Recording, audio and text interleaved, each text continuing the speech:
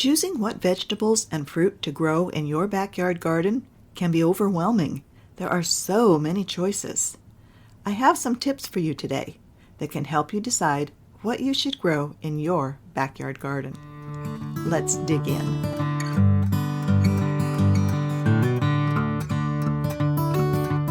Welcome to Homegrown, your backyard garden podcast. I'm your host, Kathy Rogers, and together we'll explore growing a successful vegetable garden no matter where you live. Every spring, you can walk into the big box stores, the farm stores, the feed stores, and the garden centers, and you'll find a large display of seeds, probably close to the front door, with what seems like hundreds of seed packets. Those bright, eye-catching photos of gorgeous plants and flowers stir your imagination and beg you to take them home. I know, they draw me in like a magnet. Maybe you also received a seed catalog in the mail over the winter, or you've discovered seed websites online, and you're chomping at the bit to grow some beautiful and delicious produce, but you just don't quite know where to start. It's so easy to pick up packet after packet until your hands are full and you're beyond excited to get them all in the ground. And then when you get home, you realize that you don't have enough room to plant them all, like not even close. It can be hard to choose what vegetables to grow in your garden, whether you're planting in the ground, in raised garden beds, or in pots or containers. Deciding what to plant can just be hard. But let's back up a bit. Before you start buying seeds or trays of those already started plants in early spring, let's decide exactly what you should be planting. Not only will it probably save you some money, but it can also help you be more successful at growing and harvesting healthy food for you and your family. I have 7 tips today to help you decide what to grow in your vegetable garden. So grab a pen and a paper, a cup of coffee or another beverage, and have a seat. And let's start at the beginning. My first tip is the easiest and the most important. You should grow what you and your family like to eat. I mean, if you don't like broccoli, don't grow broccoli. There is no sense in growing broccoli. Buying the seeds or the started plants, planting them, watering them, pulling the weeds, nurturing them, if no one's going to eat it. So, first let's make a list of the vegetables and fruit that you and your family do like to eat. If you love salads, you can grow a variety of salad vegetables, such as lettuce and other greens, radishes, green onions, and so on. If your children love to snack on strawberries, add strawberries to your list. Carrots, beets, sweet potatoes, green beans, write them all down. You can dream big at this point. We'll narrow down the list later. My second tip is to grow what's expensive to buy at the store. I'm sure you've noticed that some fresh fruits and vegetables are really expensive to buy at the grocery store. I mean, like even when they're in season. I know that nowadays we can buy pretty much any kind of produce any time of year. But of course they're imported from other places when they aren't in season locally. I'm a fan of eating seasonally, by the way, of eating foods when they are fresh in my area, not on the other side of the world. Local foods are fresher and tastier than food that has been shipped from somewhere else. And some produce items are stored for months so that they can be offered in a grocery store. But who wants to eat a tomato that was picked months ago? Tomatoes that are grown for storage, for longevity, obviously aren't grown for their taste, right? They're grown because they store well. But let's face it, some produce, even when it is in season, is just plain expensive. I love fresh berries, for instance. While strawberries aren't too terribly expensive, raspberries and blackberries are harder to find and are always higher in price. Blackberries, can you say expensive? Whew! And blackberries are my favorite. I was thrilled to find that we had wild blackberries growing in our back pasture. And after I braved the thorns and the chiggers, an occasional snake, and even a chance encounter with a coyote that scared us both nearly to death, I realized just why blackberries are so expensive. But you can grow many of these vegetables and fruits in your backyard garden. Growing them yourself is a great way to save money on your grocery bill and still eat the foods you love. So for now, let's put a star next to the items on your list that are expensive to buy at the store, because you can surely grow them at home for less money. Next, let's check out the Dirty Dozen list. If you're not familiar with this list, each year the Environmental Working Group updates their list of the 12 fruits and vegetables with the highest levels of pesticide residue. I'll put this link in the show notes so you can check it out yourself. In 2023, strawberries and spinach had the highest levels of pesticides. Kale, collards, and mustard greens are up there too. So if you eat kale thinking it's one of the healthiest foods out there, well, unless it's organic kale, it's not as healthy as you might think. The Dirty Dozen list contains some fruits that are grown on trees, such as cherries and peaches. We'll skip over those for today, but then you'll also find peppers, blueberries, and green beans on the list. But if you grow these foods in your backyard, you'll know that they're organically grown and safe to eat. Compare this Dirty Dozen list with the list of foods that you and your family enjoy eating, and put another star next to your favorites that are on this Dirty Dozen list. My fourth tip is to grow the vegetables and fruits that taste so much better fresh. Let's face it, canned asparagus tastes nothing like fresh, crisp asparagus harvested at just the right time.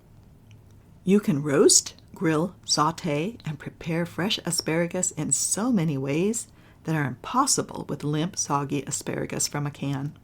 Honestly, there's no comparison. And frozen spinach bears no resemblance to fresh spinach. I'm sure you can think of a few more vegetables and fruits that taste so much better when they're fresh.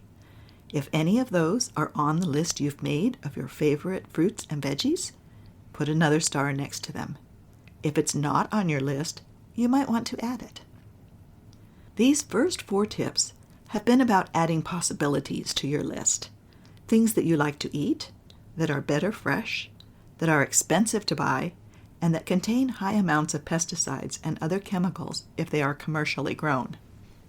Now we'll narrow down your list a bit. As much as we would love to grow all the things, there are probably some limitations you'll need to work around. The first is your climate. Depending on where you live, you might experience 4 definite seasons, or you may not. You'll need to plant what grows well in your growing zone, in your area. Some plants need a longer growing season than others do, and some need cooler temperatures than others. Growing the right plants in your garden can be the difference between success and failure. In a nutshell, a growing season is the number of frost-free days, or shall we say frost-free nights. A gardener in a warmer climate will have a longer growing season than someone in a cold climate. So for instance, our daughter, who lives in the Rocky Mountains, has such a short growing season, just a little over 100 days, that she can barely grow small cherry tomatoes. Tomato plants will die if they are unprotected from frost. So trying to grow big beefsteak tomatoes, which require much more time to mature than cherry tomatoes, would be a waste of her limited garden space. But at least she can grow tomatoes with some success. Back when our family lived in the high desert of Wyoming, our growing season was just 39 days long. Just a little over 1 month. No way could we grow tomato plants, or very many other things either. Here in Oklahoma, where we live now, we have hot summers and a long growing season. Our growing season is approximately 214 days. I can grow tomatoes with ease. On the other hand, trying to grow lettuce all summer in my Oklahoma garden would be a waste of my efforts. Lettuce and other cool season crops don't flourish in our very hot summers, although recently I have found some heat-tolerant varieties that so far have grown pretty well for me in the heat. Other examples are okra and green beans that grow very well in Oklahoma, while rhubarb, grows well in colder climates and is very hard to grow where I live. So it helps to know the approximate length of your growing season when you are choosing what to grow in your backyard garden. I'll put a link in the show notes to a website that will tell you how long your growing season is when you put in your zip code, although it does only cover the U.S.